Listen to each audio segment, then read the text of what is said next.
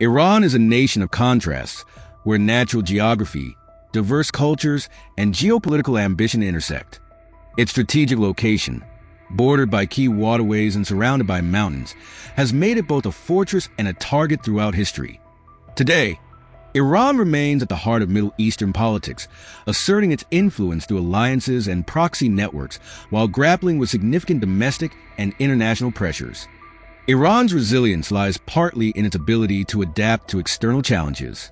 Over the centuries, it has faced invasions from the likes of the Romans, Mongols, and British, yet has managed to preserve its borders for over 500 years. This historical continuity is underpinned by its geography. Iran's landscape is defined by natural defenses. The Zagros Mountains in the west act as a protective barrier, sloping into the fertile plains near Iraq.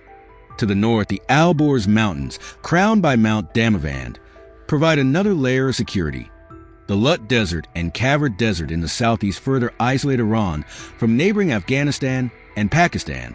These features make Iran incredibly difficult to invade or occupy.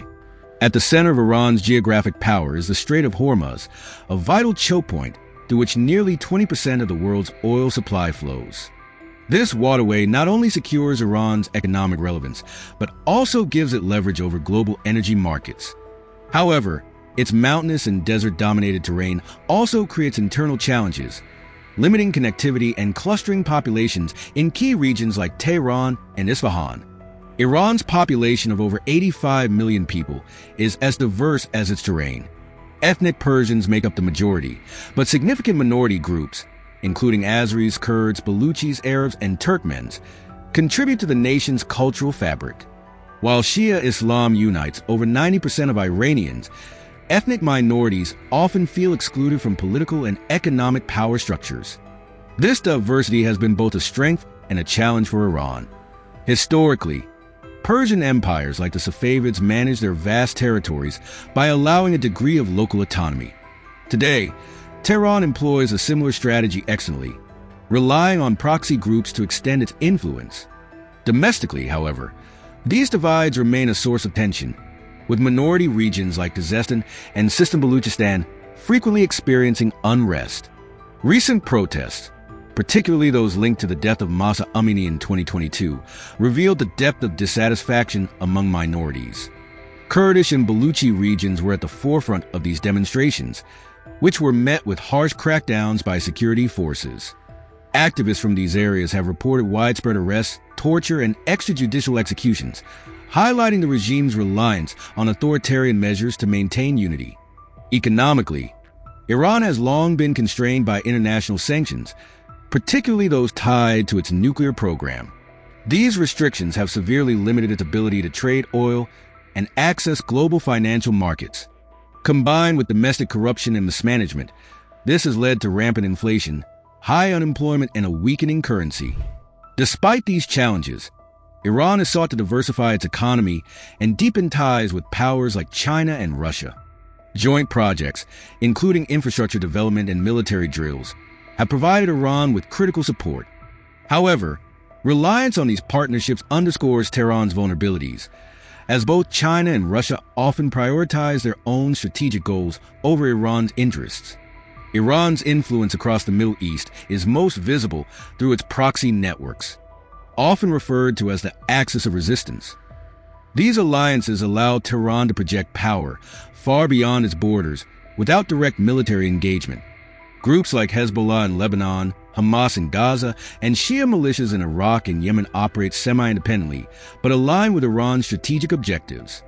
In recent months, these proxies have become increasingly assertive. In April 2024, coordinated attacks by Hezbollah and Iranian-backed militias targeted Israeli positions in Lebanon and the Golan Heights, signaling Tehran's readiness to escalate regional tensions. Similarly, in Yemen, Houthi rebels have intensified their drone and missile strikes, challenging Saudi Arabia's efforts to broker peace. While these proxies enhance Iran's regional influence, they also invite backlash. The United States has increased its military presence in the Persian Gulf, and Israel has intensified airstrikes on Iranian positions in Syria. These actions underscore the risks Tehran faces in sustaining its proxy networks amid growing international scrutiny. Shia Islam, remains a cornerstone of Iran's national identity and a unifying force for its diverse population.